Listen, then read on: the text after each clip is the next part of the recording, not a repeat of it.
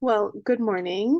Thank you for joining us in the final event of the series Wait, You Collect What? Diving into the specialty collections that give our different institutions some unique challenges. My name is Beth Sanders. I'm actually the former vice chair of the Registrar's Committee Western Region, and we'll be joined this morning by Stephanie Moore as well, who is the incoming vice chair. But this being the last of the program series, I'll kick it off here for you, and hopefully Stephanie will finish it up for us. But today we're going to be talking about all the obsolete media in Austin and our collection and some unique ways that he's dealt with those challenges. So I hope that you're all prepared to think about the strangest items in your collections. Before we get started, just a quick nod to our wonderful sponsors of the Registrar's Committee Western Region. Artwork Fine Arts Services has served as the trusted logistics partner of some of America's most highly regarded museums, galleries, collectors, and artists for nearly 30 years. They specialize in art handling and work passionately and painstakingly to customize unique and creative solutions for door-to-door and domestic and international shipping, warehousing, and the preservation of artwork. Offices in Portland and Seattle. Be sure to speak with them for your upcoming shipping, packing, storage, and installation needs. If you are not a member of RCWR, please consider joining today. RCWR represents collections professionals in our 9 Western states, but if you don't live in one of our 9 Western states and want to be a member as well, we will gladly accept you to support the programming that we've been doing for these last few years.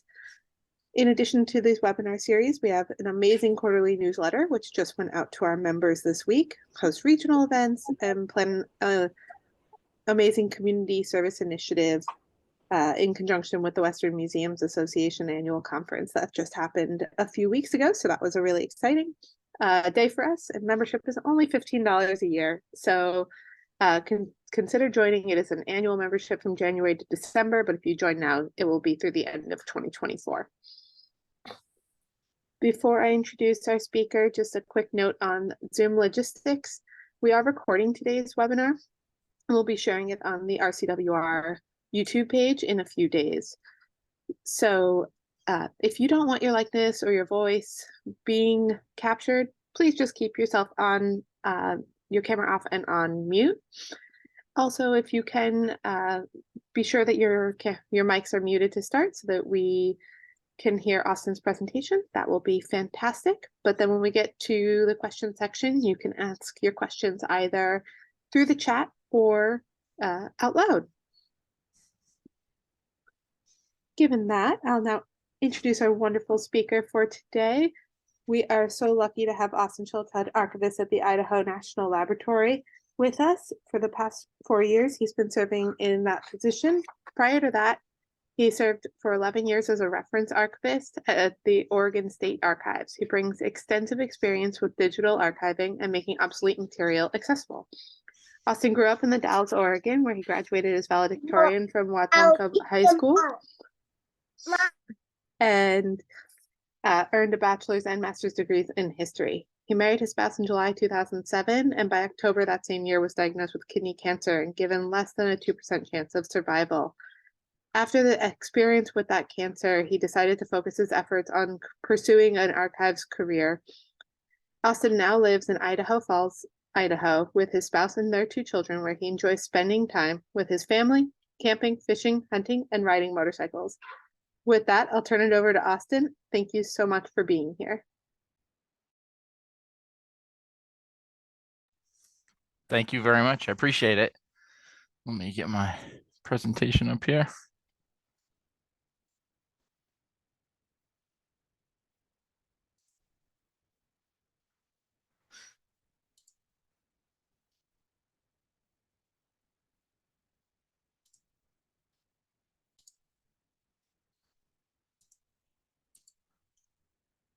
All right, can you see that?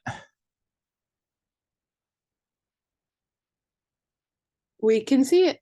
Awesome. All right. So as Beth mentioned, I work at the Idaho National Laboratory and started here in 2019, July of 2019. And prior to that, they hadn't had an archivist or an archives program. So it was an opportunity for me to start one from scratch, which is pretty fun. So most of us have obsolete media formats that we run into. It just kind of depends what that might be. But figuring out how to go about digitizing those and deciding, is this something that I can do on my own here with what we already have, or do I need to, outsource this to somebody else? Can a lot of times seem really, really daunting. And many times I've noticed that folks, because of that, just don't make any steps to try to digitize those things because they don't really know how to start the process. So part of the reason that I came up with this presentation, which I also presented at the recent NAGARA conference, which is a National Archives and Government Records Administrators, was because I encountered some folks that were like, well, we don't really even know where to start with this. And since I've gone through it, I was like, I can design something where it might be a little easier for folks to actually get started on it. So the Idaho National Laboratory is one of 17 national laboratories run by the Department of Energy. And we currently have a staff of about 6,000. When I first presented this, we had 5,700. So they're hiring a lot of people, and I presented it in July. So they're hiring a lot of people here. So it's ever growing. The lab started in 1949 and on the Arco Desert.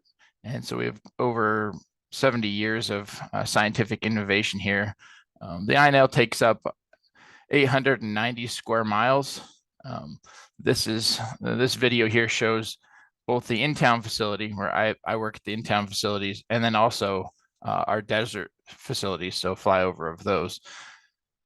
The INL is where the first city was powered by using atomic energy. It's also the first place that they were able to create more energy than they consumed in a nuclear reaction. So they came up with breeder reactors, which could create more energy than they consumed. And the first nuclear propulsion systems for the Navy submarines and aircraft carriers were also designed at INL. There's more than 300 commercial nuclear power reactors operating around the world, and they trace their roots to the Idaho National Laboratory.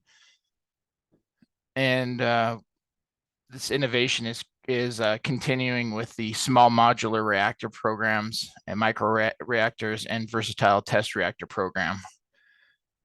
So Stephanie, could you or Beth, could you put up the poll questions? So this right here is the materials fuels complex. This is where they do a lot of research on fuels, basically finding out how they react in the reactors. And then critical infrastructure test facility is what we've got here. So not only does the INL deal with nuclear reactors, we also work to secure the nation's energy infrastructure and work on a lot of clean energy projects, such as battery powered vehicles. There's a lot of research along that going on here at INL as well. All right, we have most of our responses, so you get 5 more seconds to put in a response, and otherwise I'm ending the poll and we'll launch those results. Okay. I'm going to share the results with you, Austin.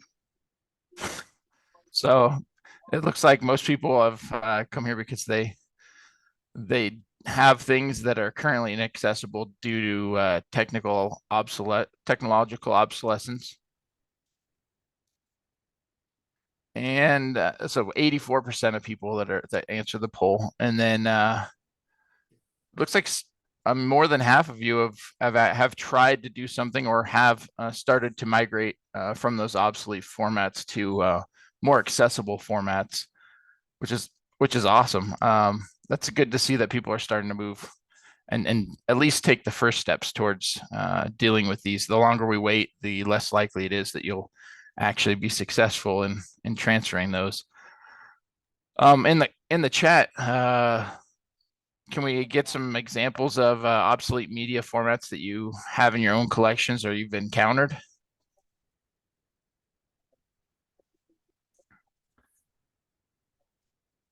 April has transferred wire recordings. Ooh, that's interesting. I haven't dealt with those. That's pretty cool.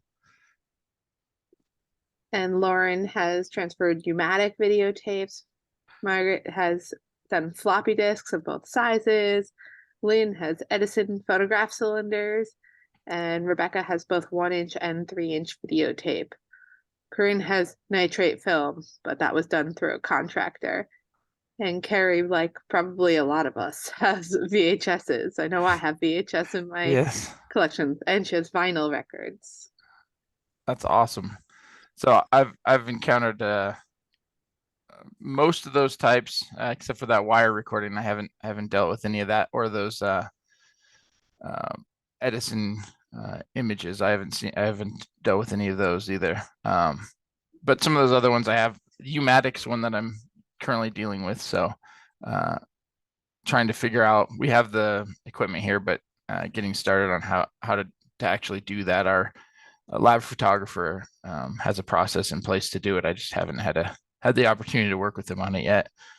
So as I'm sure any of you that have worked on these projects know, you can find a lot of really valuable history trapped on that, obsolete media. So making the first steps to actually get those things transferred is pretty important.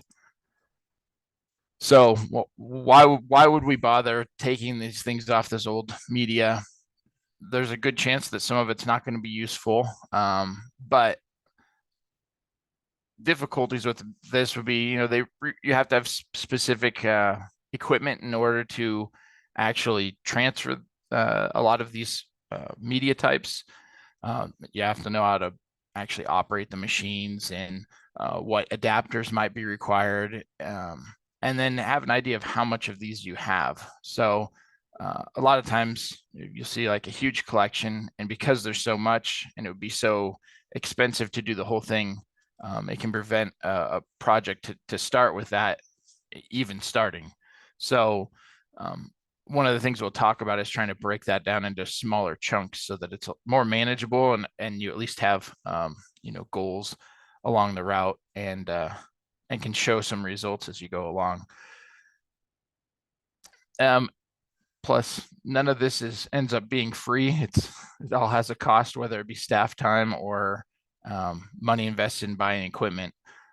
But as I said, the importance is the longer we wait, the less likely we're going to be able to get the equipment that we need in order to digitize those objects or the media trapped on them. So, and if we don't do this now, those things will be lost forever.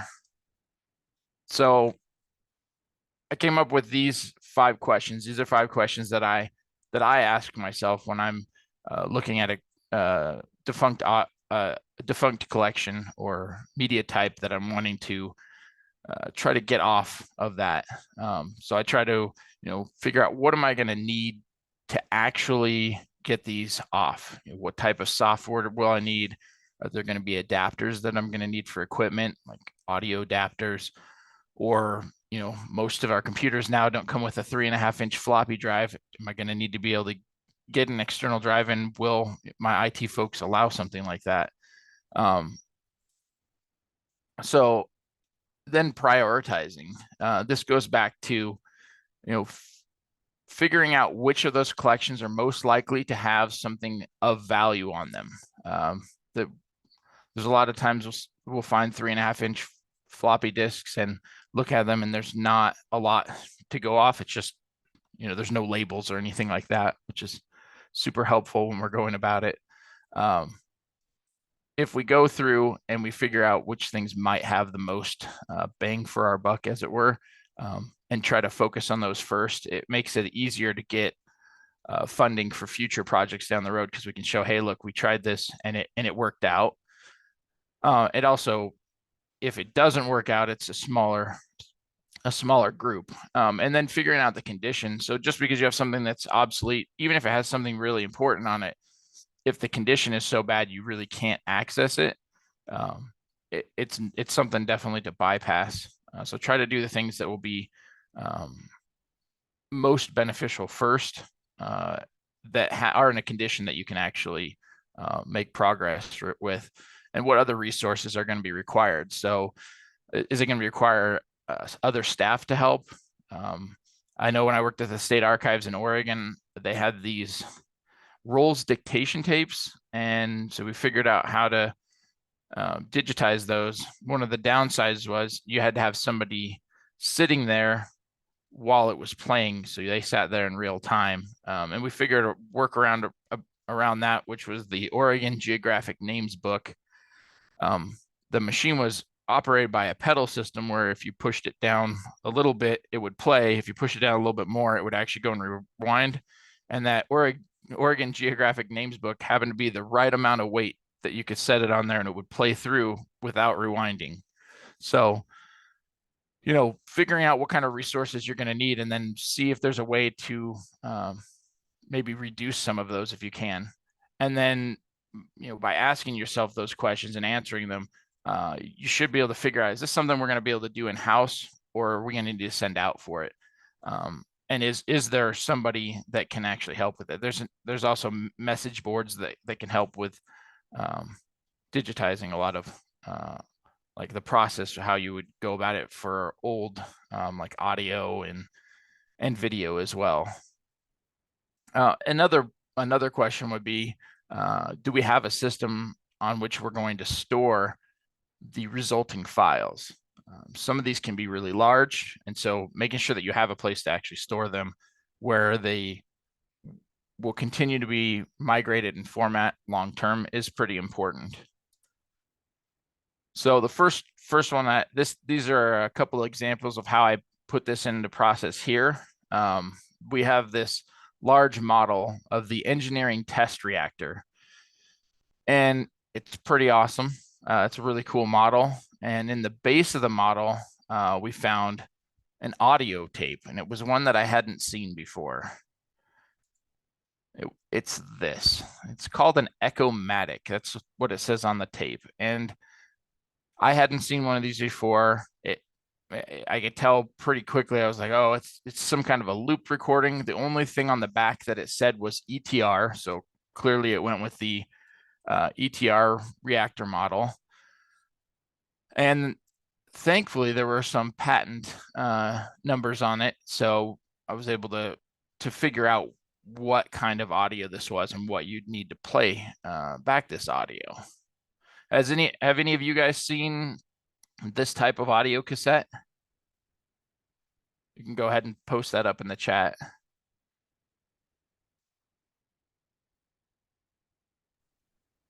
So far, just a lot of no's and nevers. A couple exclamation points after those no's. When I saw this, my brain thought, you know what? This is really weird and cool, and I want to make it so I can hear what's on here. And knowing that it went with the model, I didn't know actually what it would be, but that model's pretty significant. The engineering test reactor, when it was in operation, was the only reactor of that type in the entire world, and it was here at the Idaho National Laboratory. So it's a pretty big deal, and they were able to test materials and see how they would hold up over time, and so they could irradiate materials and find out how those materials would fare over time. But by subjecting them to radiation, they could figure out 30 years of data within maybe a day or so.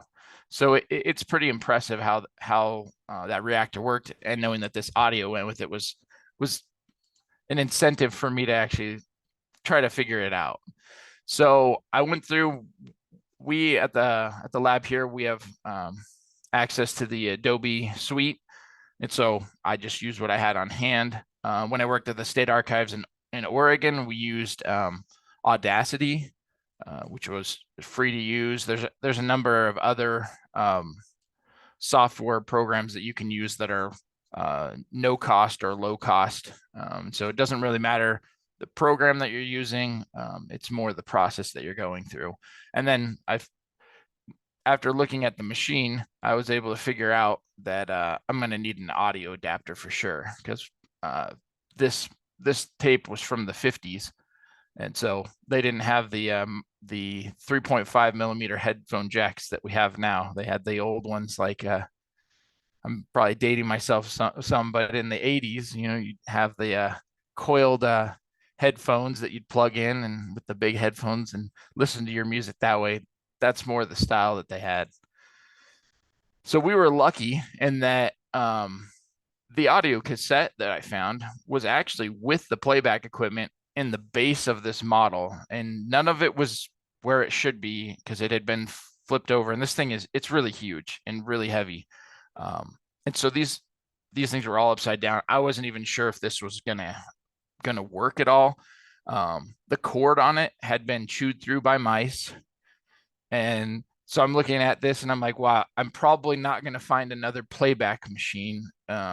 Or if I do, it's going to be pretty expensive to get one. So I happened to talk to some of our electricians here and I showed them the cord, and I was like, I think there might be something really cool on this. Any way you guys can fix this? To them, it was no big deal. Yeah, we got it. Not a problem. They went and clipped it off, rewired it back together, and they were like, here you go. So while they were there, I plugged it in to the wall and I could hear it turn on. So I was like, all right, we got power. We've got something. But I couldn't figure out how the machine played. It doesn't have like a normal like play button like you'd find now. So in this case, we had the equipment. In the case where I did that Rolls dictation tape in Oregon, we actually had to go find the equipment and found it on eBay. So a lot of times you have to look towards the secondary market to try to find the equipment to actually play the or read the information that you're trying to get off. So I've got a little pop quiz here, and I want to see if anybody knows this, and it is relevant to everything here. So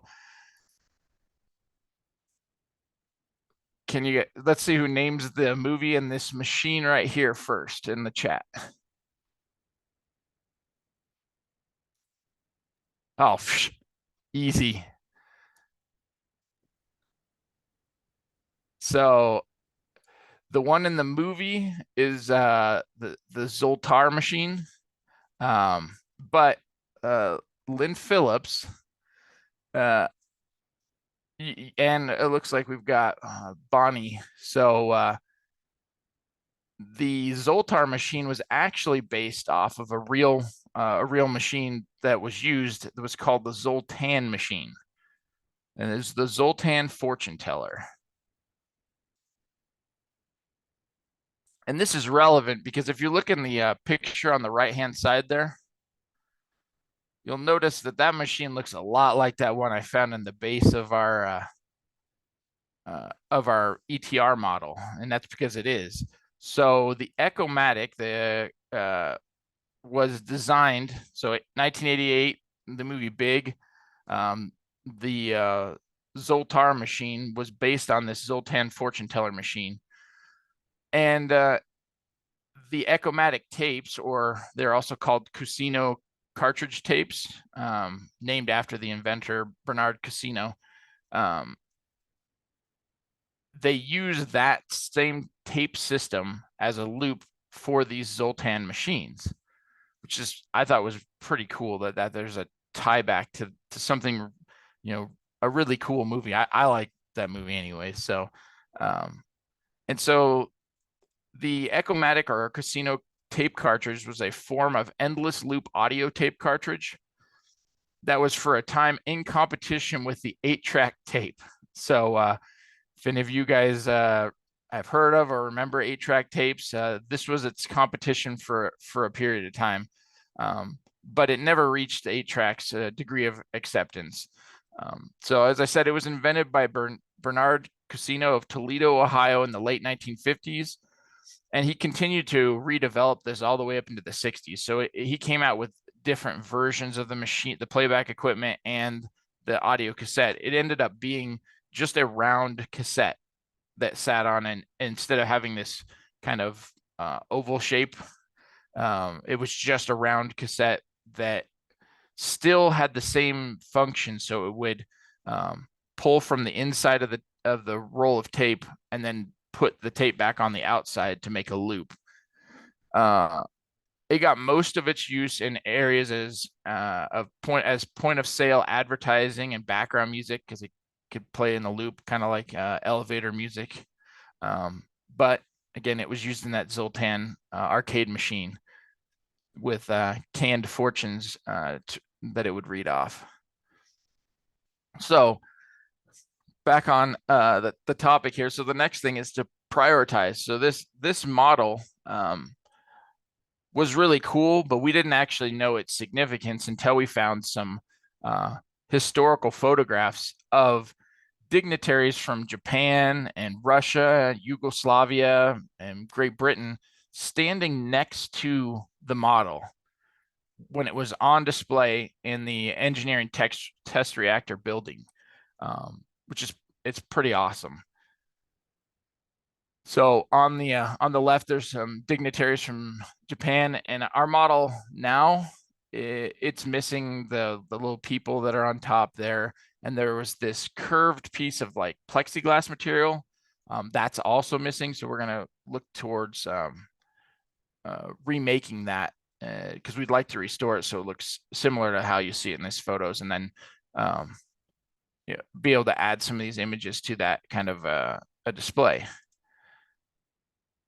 So here's a couple more. So this is what the engineering test reactor area looked like. And so as you can see, the model is essentially a cutaway of that, of the original reactor. So you can see how all the functions were. We also have a photo like this where it has one of the dignitaries.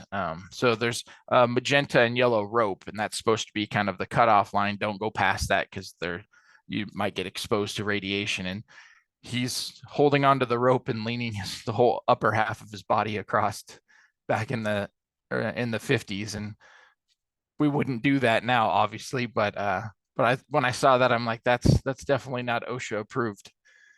So the Echomatic cassette tape, we only had one. It came with the equipment, so this was a really easy source to pick for digitization because we only had the one.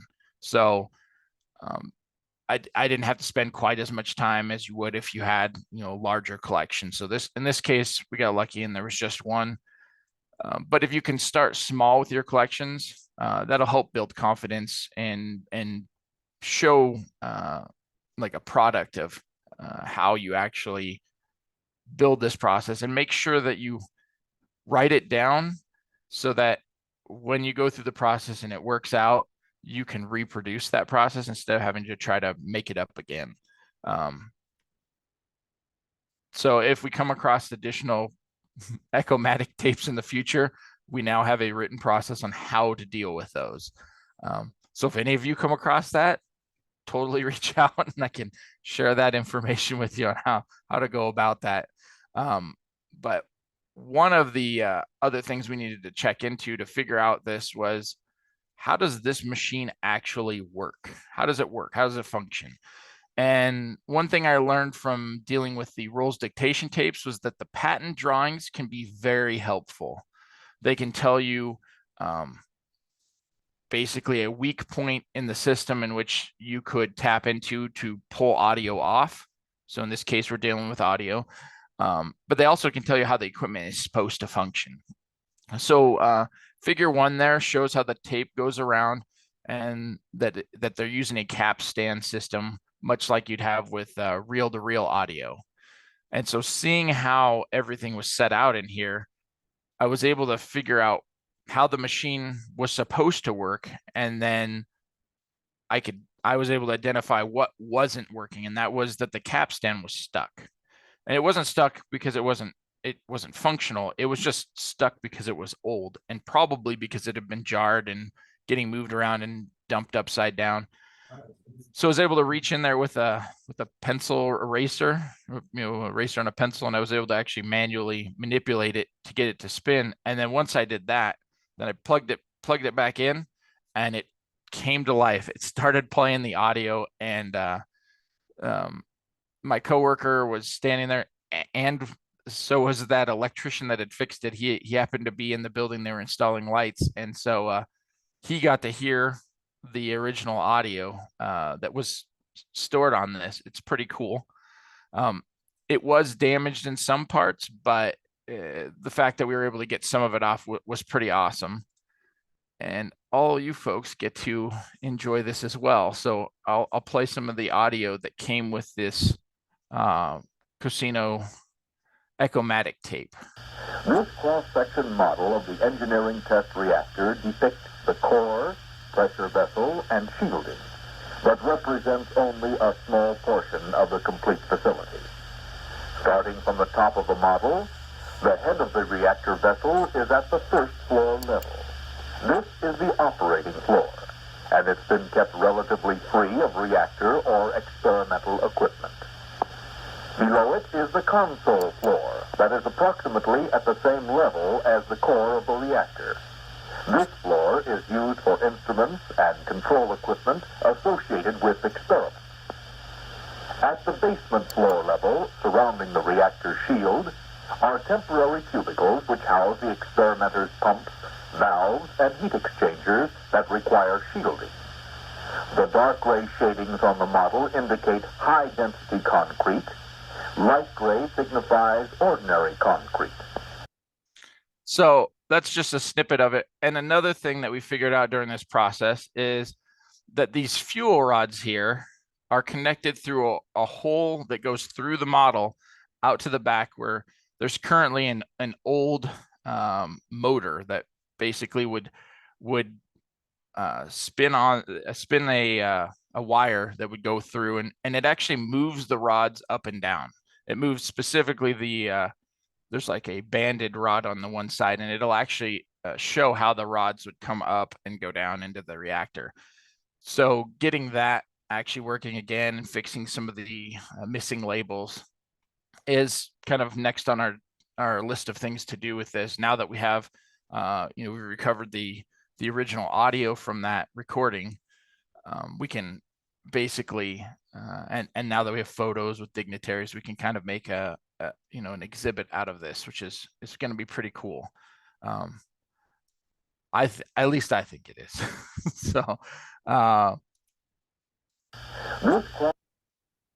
So as you know, obsolete media is more than just audio. We went through the audio example there. But there's a wide range of other things. As we mentioned, floppy disks, pneumatics, magnetic computer reels. I've encountered some of those and have not attempted to do anything with them. Then there's a number of these micro movie discs that are like miniature VHS tapes.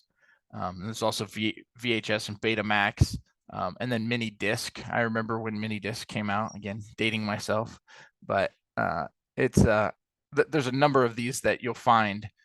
I've encountered a lot of these mini video discs recently, and so that's probably going to be one of my next projects, is to move that stuff to digital format. So the next one I'll talk about is a project that I did. We had this 3.5-inch floppy disk, and we knew that it had some photographs on it, but we didn't really know what they were. The disc looked just like this. It was black disc, but it said exam table on it. That's all it had. So we weren't really sure what that meant. And I'm sure a lot of you guys have plenty of these. We also have some of the larger, I think they're 8-inch ones. And I have not worked on getting those off yet, but I have on these 3.5-inch floppy disks.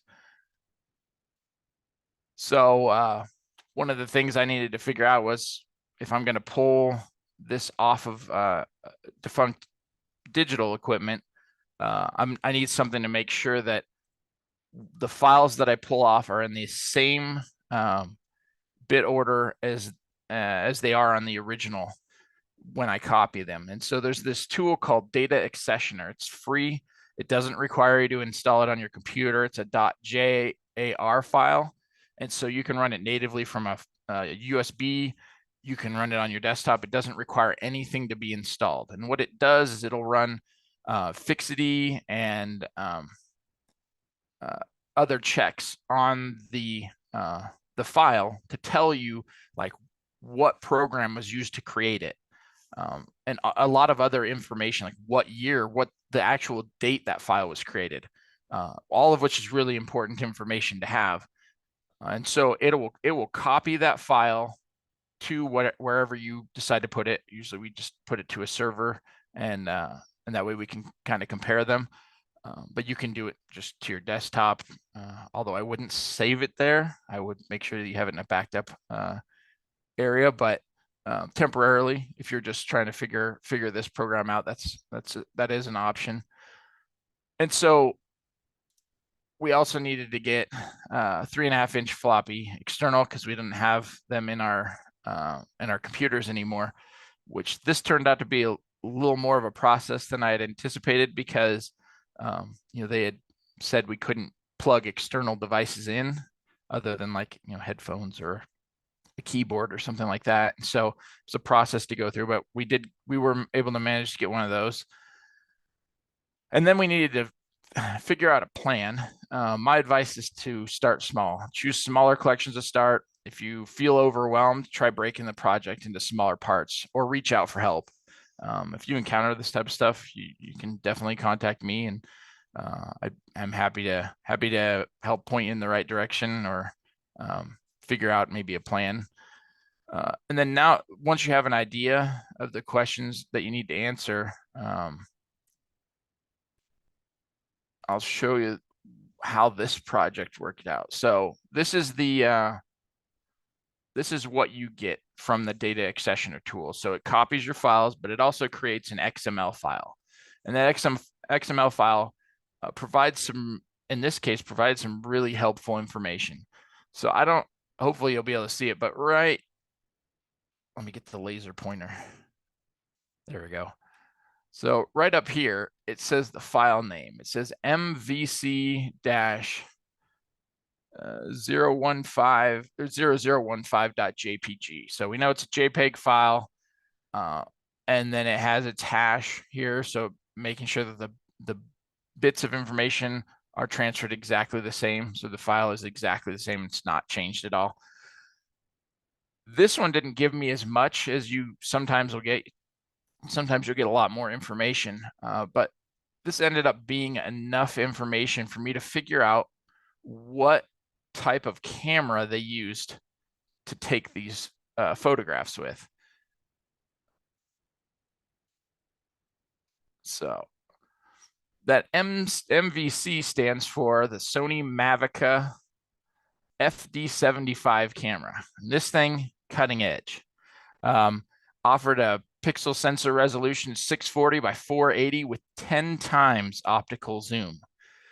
And you could hold 20 JPEGs on just one 3.5-inch computer floppy disk. And it would write directly to those floppy disks. So you didn't, you just pop another one in, you could take 20 more photos.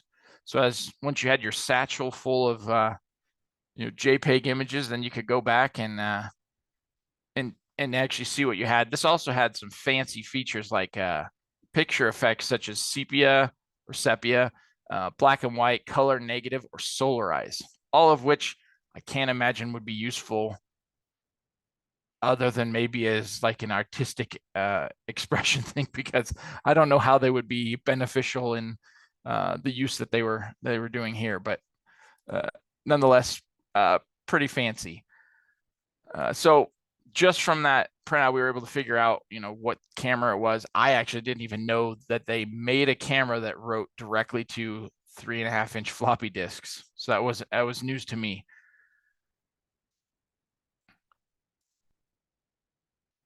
So if you remember back, I mentioned that the disk that we found said exam table. And I know that in storage, we had something called a shielded exam table or an autopsy table. And it was for basically if, a person's body was irradiated, they'd passed away, in order to examine them, the people doing the examination would need to be shielded from any radiation. So we had this in pieces. We didn't have any idea of how any of these pieces fit together, or what it was supposed to look like. And so I was hopeful that that's what they meant by exam table on that disk. And so because we have these objects that are important, I prioritized, it was just one disk. I prioritized this because I was like, hey, this could help us better interpret these objects that we have. And like I said, since it was just one, pretty easy to do. And you want to make sure when you're dealing with these that you put the lock switch on the back to the locked position before you attempt to read the disk, so that you prevent the computer from accidentally overwriting any of the data on the disk. So just word to the wise on that one. That's a helpful thing. So other resources that we needed a place to store these things. We use Proficio as our electronic records management system. I mean, sure, there's a lot of other ones out there too. This just happens to be the one that we had when I started here, and it seems to work. So, and so we had some mixed success here. You'll notice that the files that didn't transfer properly are just black. There's nothing there, which is interesting because when you look at the file sizes, they do show that there is data there. And apparently there's some AI tools now that can help with that. And what they do is they repeatedly try to copy that information in the hopes that it can fill in some of those gaps in the bit data there. So I'm going to try to do that with a copy of them, not with the original, but with a copy of those files, and see if there's more information I can get over. Because when that data accessioner tool copies it, it copies everything that's there, whether it makes sense or not. But we did manage to find 4 files that would be useful. And so these show how those panels actually fit. We didn't even know that it was on a cinder block wall, that they just slid on a rail on a cinder block wall. So by finding these photos, we were able to see that. And the photos aren't perfect. So obviously their black and white was much better quality than their color. Their color looks pretty blurred, but it shows, that the collection tray at the bottom. You'll notice that there is some bit rot to the images, like right in there, and then up in here, and also on this one too. And that's essentially, it's pieces of data from the image that are missing, so the computer doesn't know what color to make that spot. Luckily, it's not enough bit rot damage to make it unusable or unreadable, but that's what's happened to those other ones that just appeared black.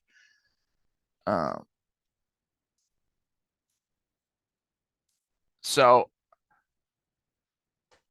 we were able to actually make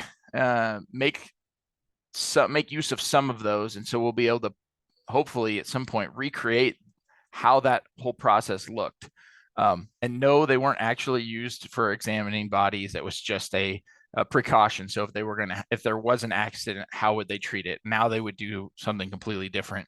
There's a lot more protections that they have now, but back then that was the solution that they came up with. And so, this is just 2 examples, but if you have, a defunct media that you don't know what it is, there's this Museum of Obsolete Media, and it is amazing. They have so many different types, although they don't have the rolls, dictation, and tape in there, but they have a lot of other ones, many which I'd never even heard of. And they do have this, this is the one on the right there, that's the Casino Echomatic tape, but that's the iteration that came later, and that's how it looked. So he came up with a playback machine that played a round version of that. But as you can see, it still pulls off from the middle of the tape and feeds back onto the outside. And there's also another organization called the International Association of Sound and Audio Visual Archives. It's another really good resource for finding information about defunct audio formats. So kind of in closing here, try to be a MacGyver, come up with some solutions for these things. Don't be a MacGruber. So even if, the problem might seem daunting, don't get frazzled by it. Just try to break it down into smaller pieces, and make sure that you answer those 5 questions. If you answer those 5 questions, it's going to let you know, hey, is this something that I can actually do here, or am I going to need to ask for help? And then try to use the tools you already have. So, I mean, if you already have, like a cassette tape player, you can hook those up to your PC and actually digitize audio cassettes that way, and just use, software that's low cost or free. Or if you already have access to a nice software like the software we have to use that.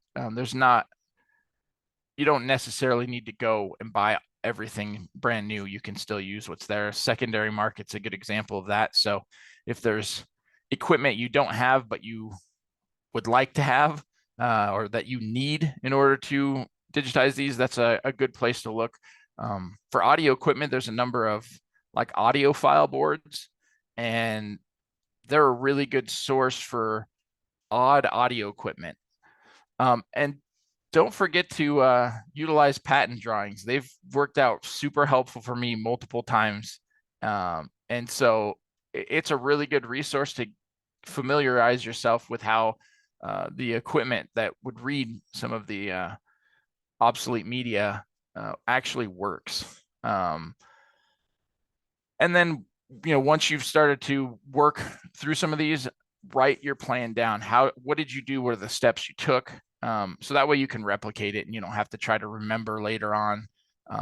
Because sometimes it can be a while in between each project. We all have a lot of other things that come up. So, and I'm open for any questions if any folks have questions. Oh.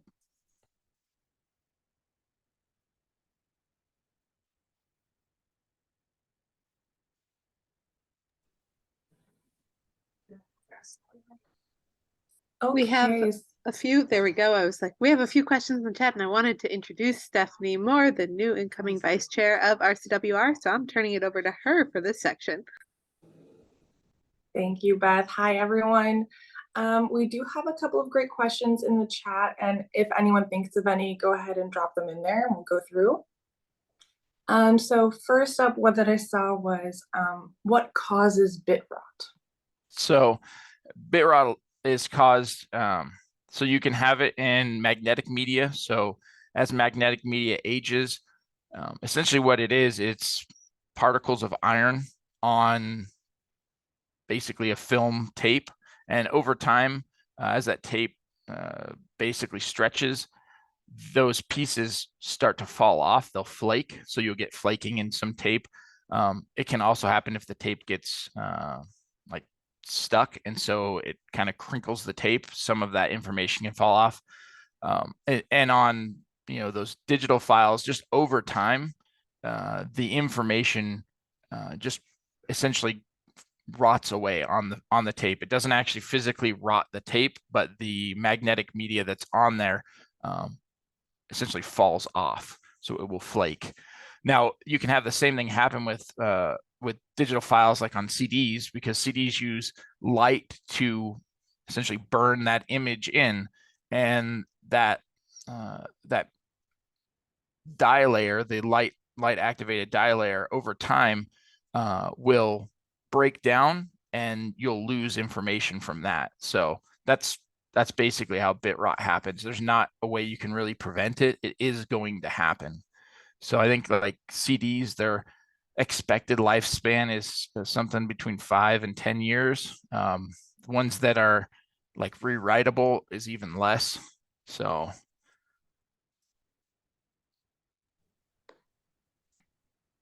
Okay, another question we had was, is it your practice to maintain the playback machines for your media, or once digitized, are you done with it? I like to, so with the casino tape player that we have, I like to make sure that we try to keep that equipment working, because if we find something else down the road, it would be nice to actually use that instead of having to try to find something else later on. So making sure that you're taking care of that equipment as best you can that's our practice here, is to make sure that we keep it in working order. And if you're not using it and you're storing it in a, an archives environment or museum collections environment, it's not going to have issues as frequently as if you just had it, like in your garage or your basement. So it's not something that you have to really do a lot. Once it's kind of playing, you can kind of set it aside in a proper storage environment. We did have one person ask if you could go back to the floppy disk image and show where the lock function is. Oh, yeah. Hold on.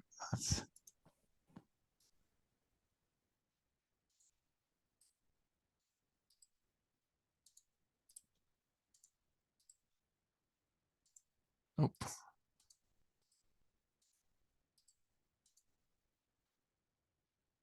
All right. We'll bust out that laser pointer again. So that lock function is right here. And so you'll know if it's locked because you won't be. So as you can see on this side, you can see basically right through it. If this side was not locked, you'd also be able to see right through it. So because it's blocked off on that side, that tells you that it is in the locked position. And if you look really close at it, like it'll have it's unlocked and locked position. I think actually it's the opposite of that. So it's right now in the unlocked position, and this would be the locked position. It looks like it's really small. So, but that's the idea behind it, is just to keep that when you're reading it in a locked position, so that way then you don't accidentally write over the top. Because even if you don't copy something onto it, the operating system that's reading it can write temporary information there, and that can basically ruin its provenance, because now you've added something that wasn't there in the beginning. So if you're trying to copy it over, now you have files that are new and files that are old, and it doesn't match up then. So, and looks like Jean-Luc was asking if I tried copying it more than once, and I hadn't. I got that off of there, and I was like, all right, cool. And then I went to that conference and talked to somebody from the Veterans Administration archives that was there, and apparently his son is into basically recovering information from different sources. I think he said he works for the FBI or something like that. But he asked him about it, and he's like, well, there's this software that you can get that's free, and it does this. It's like, oh, okay, that's kind of neat. So I might try that.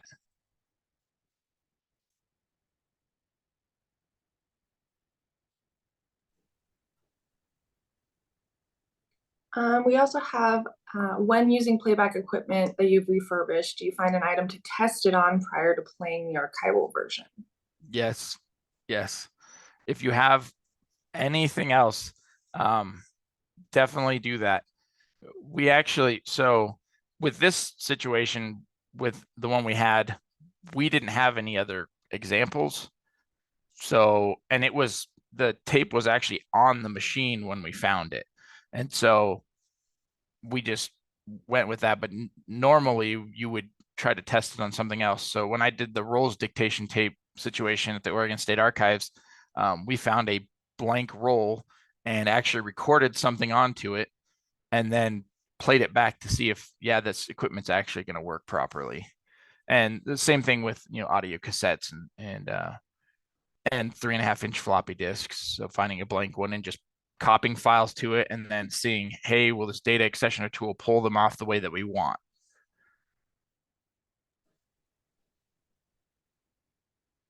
Okay, we also had a question from someone.